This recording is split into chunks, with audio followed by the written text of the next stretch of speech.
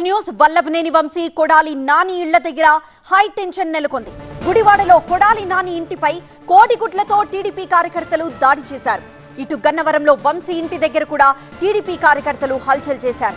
అపార్ట్మెంట్లోకి చొచ్చుకు వెళ్లేందుకు కార్యకర్తలు ప్రయత్నం చేశారు. అదుపు చేస్తున్న పోలీసులతో వాగ్వాదానికి దిగారు కార్యకర్తలు. అయితే స్వల్ప లాఠీ చార్జ్ చేసి వారిని చెదరగొట్టే ప్రయత్నం చేశారు పోలీసులు.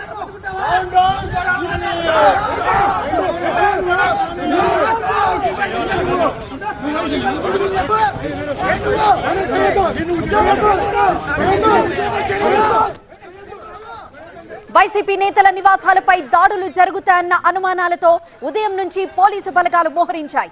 అయినా కూడా టీడీపీ కార్యకర్తలు వాళ్ళిద్దరి ఇంటి దగ్గర హడావుడి చేశారు. కొడాలి ఇంటిపై కోడిగుడ్లతో దాడి చేశారు. గన్నవరంలో వంశీ ఉంటున్న అపార్ట్మెంట్లోకి చొచ్చుకు వెళ్లేందుకు ప్రయత్నించారు.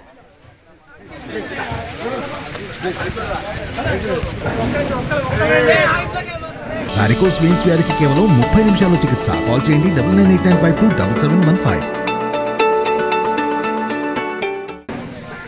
మరింత సమాచారం మా ప్రతినిధి శివకుమార్ అందిస్తారు. శివకుమార్, ఈ దాడులు చేసిన వారిని గుర్తించారా? ఏ సమయానికి దాడులు జరిగాయి? విజయవాడలో ఉద్రిక్త వాతావరణం చోటు చేసుకుందనే చెప్పుకోవచ్చు. వల్లభనేని వంశీ కొడాలి నాని ఉంటున్నటువంటి అపార్ట్మెంట్ కి ఈరోజు మధ్యాహ్నం 3:30 సమయంలో పెద్ద ఎత్తున టీడీపీ కార్యకర్తలు దాడికి ప్రయత్నించారు. దీంతో అడ్డుకునే ప్రయత్నం చేసినప్పటికీ కూడా పోలీసులు వారి మీద వాగ్వాదం పడి వల్లభనేని వంశీ కొడాలి నాని ఉంటున్నటువంటి అపార్ట్మెంట్ లోకి దూసుకువెళ్ళినటువంటి పరిస్థితి. మొత్తం 20 మంది వరకు కూడా టీడీపీ కార్యకర్తలు అపార్ట్మెంట్ లోకి దూసుకువెళ్లి దాడికి ప్రయత్నించారు. అయితే దీంతో ఇక్కడ భారీగా పోలీసులు మోహరించినప్పటికీ కూడా వాళ్ళు పోలీసులను కూడా తోసుకొని లోపలికి వెళ్లే ప్రయత్నం చేశారు. దీంతో పోలీసులు కూడా స్వల్ప లాఠీ చార్జ్ కూడా చేసి వారందరిని కూడా బయటకు పంపినటువంటి పరిస్థితి. మొత్తం 20 మంది వరకు కూడా లోపలికి చొచ్చుకొని వెళ్లి దాడికి ప్రయత్నించినట్లు అయితే ప్రస్తుతం పోలీసులు చెప్తూ ఉన్నారు. ప్రస్తుతం ఇక్కడ ఉన్నటువంటి పరిస్థితిని కూడా చూడొచ్చు.